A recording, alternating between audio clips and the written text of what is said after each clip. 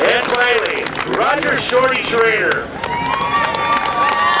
Shorty was the varsity boys basketball coach. He coached here from 1974 to 1985 with a conference record of 83 and 23. The number one all-time winning percentage in the history of the Central Lakes Conference boys hoop at 783.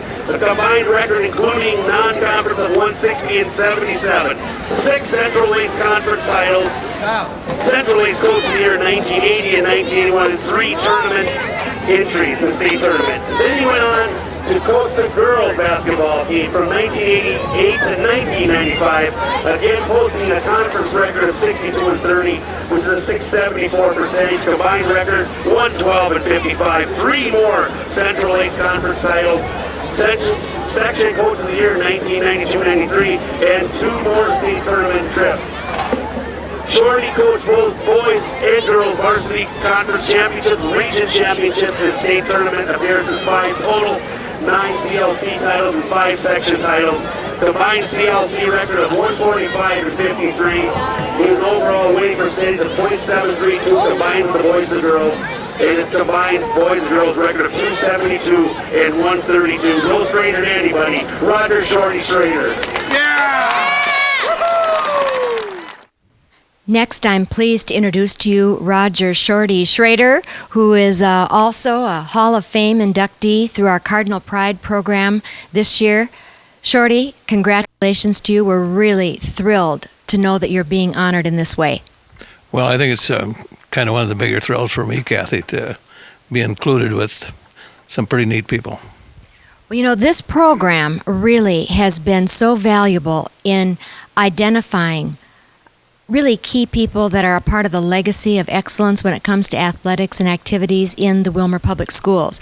But just as you've articulated that about what an honor it is for you to be amongst this group, it just once again shows the humility and humbleness that is so characteristic for the people that have been inducted into the Hall of Fame. It is a shared characteristic, and you have articulated that right here and now. Talk to us a little bit about what your experience was growing up that made you interested in athletics in general. Oh, I think the first thing I'd like to say, it's probably easier for a coach to be inducted to Hall of Fame than it is for a player, because I had all those players making this happen, you know, and it wasn't just a Shorty Schroeder deal. In Willmar, 5 years with Russ Adamson. And then I had 2 assistants in the boys program, Dewey Bach for 11 years, Mike Hansen for 14 years. And in the girls program, I had Hal Miller and Daryl Ramey. Now, so those are a lot of people that share in this little business right here. So I want that to be clear, that it isn't strictly a Shorty Schroeder deal. Again, that modesty, but point well taken, because we all know that success comes about often from a team approach. But clearly, you have quite a skill set and quite an approach to life and coaching that has allowed you and many others to be very successful. So where did all this come from? How did it all happen for you in your life growing up? Well, that's a good question. I was a farm kid, and so, you know, the work come first and all this and that, but I was only half a mile from town, so I could get there just by walking. And also, athletics was kind of interesting to me because they had showers, and we didn't have running water at home, so this was a place where you could get a shower, you know, daily. And really, looking back, there was 3 people that were really influential, 3 male influential, there was females also, but my father, of course. And then we had a high school coach that came to Danube in 1948 by the name of Dick Brinkman, that we hadn't had a coach before. The superintendent was a coach and the principal. And Dick Brinkman came with his Gus Davis jacket on and showed a whole bunch of us young guys that there's a whole lot to this athletics that carries over. Never made it to end all. In fact, he'd come out and help with chores once in a while if we had to have that done. And then a minister by the name of Bill Dahl, who used to be in this town too. So those 3 people kind of got things going for me. I suppose my dad, number one, you know, but those were influences. I think that's such an important thing to reflect upon, because obviously in the education business, whether it's in, you know, the schoolroom or through athletics, there are these people that are so passionate about helping young people to be all that they can be and to really develop their skills and talents, and what a gift it is to be a part of this helping profession that we call education. So, in high school, what sports were you actually a part of? Well, at that time, we're talking 1950s, Kathy.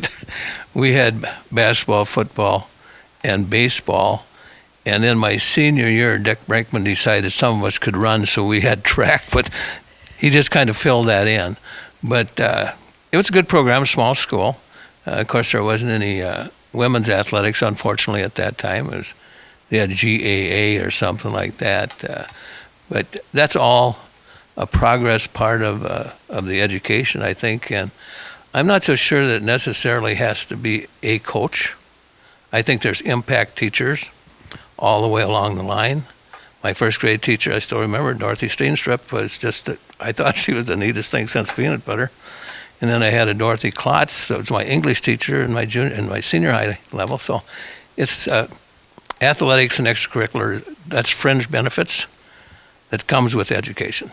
Well, I hope that a lot of prospective teachers are hearing this interview, because we do need to definitely encourage the brightest and the best and the most passionate people about working with children in this helping profession that we call education. So what a great testimonial for that. When you think about now being honored for all of your success in coaching, both boys basketball and girls basketball, I'm prompted to ask the question, what prompted you to want to be a coach? What drove you to know that that was going to be a good, positive fit for you? I think it was my drug of choice, because there are so many highs and lows that go with the coaching. And I've had two careers, as you well know, one in education, which I wouldn't trade for all the money in the world, to take and help young people reach some of their potential and see that carry on. And really, when I talk about a fringe benefit, you know what, all those kids that I've coached in that 37 years, I only had one person in basketball that kind of did it to make money or became a career. And that was a kid by the name of Craig Fitzsimmons, and he ended up in Australia playing until he was about 40 years old. But that's why I say those extracurricular things are so great to have, but it's not an end-all. It's a fringe benefit. And I have students and players that are doctors, attorneys, school teachers, farmers, and for the most part, pretty successful. I suppose I might have a few of them that are in jail too. I don't know, but they don't call me, so I don't know. Well, it's evident that you really were passionate about your coaching and are yet today. Talk to us a little bit about your coaching philosophy, because clearly you're understanding that life, it goes way beyond success on a basketball court, for instance. What did you try to do, bottom line, for young people as you coach them? I think the kids heard me say this too. The harder you work, the luckier you get. And if you had to put everything in a nutshell, that's probably, I don't think that I was any smarter than any other coach, but I could work with them or outwork them. And I think kids pick that up if they feel that you're working hard. Also in the classroom, if they feel that you're really preparing and getting stuff done, they will, for the most part, grab a hold of that. And people like discipline. I think I do as an adult, and have directions of which way we're going. And also, I don't think it's ever wise to coach to the scoreboard. The scoreboard will take care of itself. And if you work as hard as you can, and hopefully it'll say the we will have the biggest number than the they. We'll talk about words of wisdom. There's a lot that is contained in the sentences that you've just articulated, Shorty. Let's go to boys basketball. Talk to us about a couple of memories that really stand out regarding your tenure as a boys basketball coach. That's a difficult question because it doesn't always mean the team that went to the state tournament. I look back with many fond memories of the very first varsity team that I had here. We did not have the best record, I'll tell you. But they were just such good kids, worked so hard, and as did most of them. But it's not necessarily wins and losses. It's kind of the way things shake out and what you think you've taught, what they've learned, and some of the carryover stuff that comes back. And you got to highlight 5 trips to the state tournament, because that's seeing a bunch of young kids accomplish something that's kind of an end-all goal when you start each season. And a number of conference championships and all kinds of things. It was just such a good time. I'm a lucky guy. And we know that people just respect the fact that we have good, solid programs. But when you do get going and have a conference championship or go to the state tournament, it's not only the school pride, it's the community pride. I mean, there's just an electricity that comes about from all of that excitement. What kind of vibes did you get from the community during those real successful times? Oh man, that was crazy times. I always said we had the best show in town on Friday night for a couple bucks, But just to give you an idea what this town did, we would go on our regional tournaments or state tournaments. I think they were mostly played at Mankato or something like that. For example, John Chapin sponsored 15 coaches one time, buses, for our whole doggone tournament. I mean, that's town stuff. And we had things called a hit list that people put together. I didn't feel like we should have to eat at McDonald's. We made it an experience. I didn't. I said we, and that's the town. Willmar's pretty much that way. Willmar likes performance levels, and their expectations are high, but that's good. That's positive. Well, I couldn't agree with you more. How about now when you moved into coaching girls basketball? What stands out there as a couple of memories that you just reflect on quite often?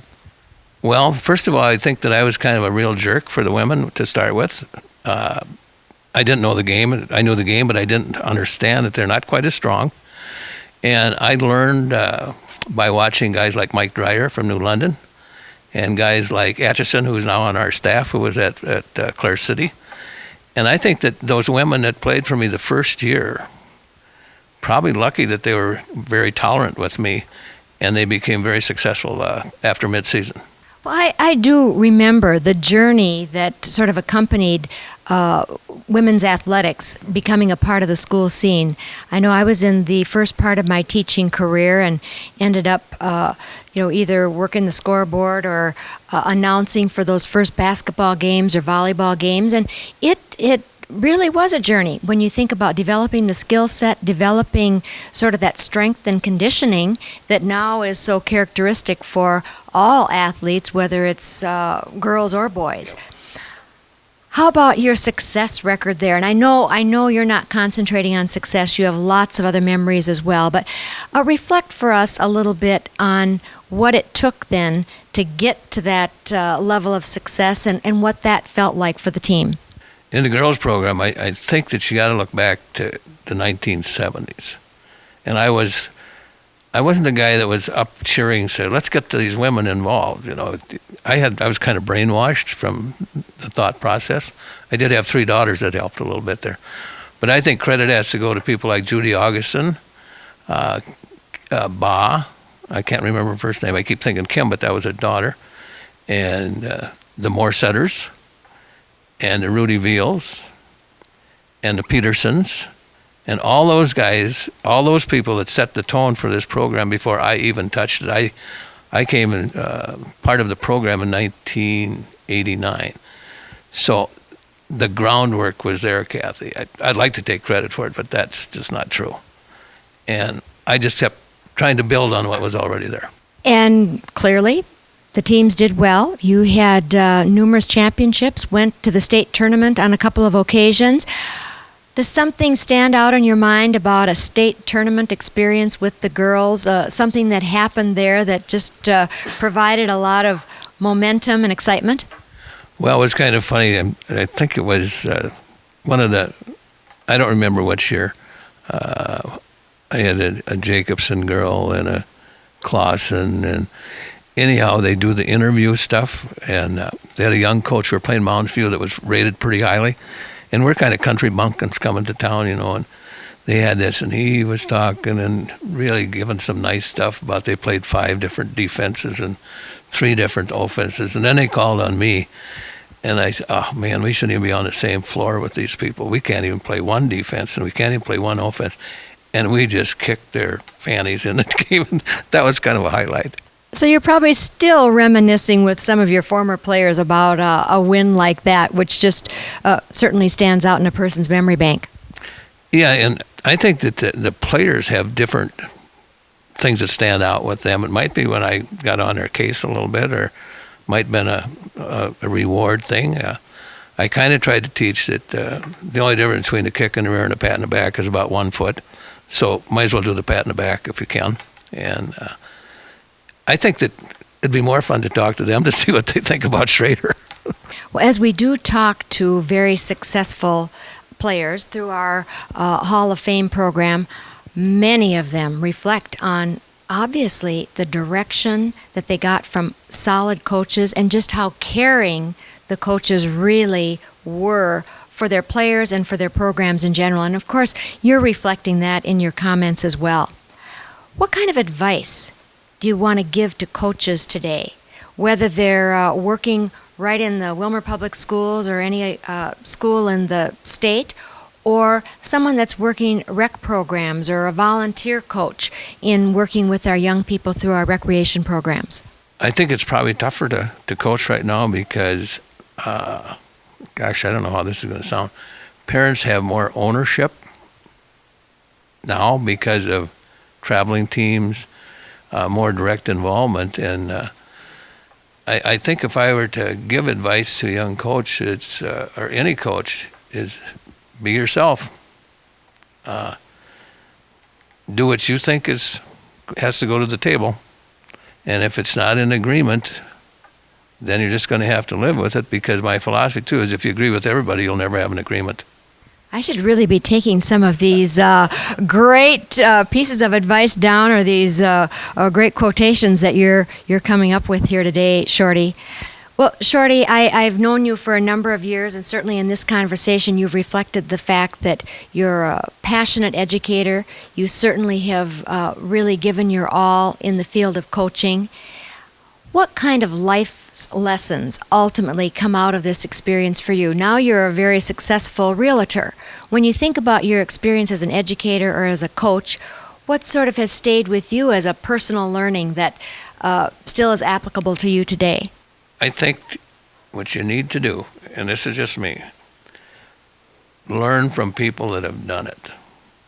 And I've always told my kids and players and whatnot, show me your friends and I'll be able to predict your future. Because you don't go to a seminar from somebody that doesn't know anything, do you? You and I know that in education. You go to an expert. So read the Iacocca books, read the Bobby Knight, whether you like Bobby Knight or not. But read and learn from those people that are successful, because success breeds success. There's no doubt about it. And that's everything that I did in basketball or teaching or something. You know what? I learned from someone else. And that's the process.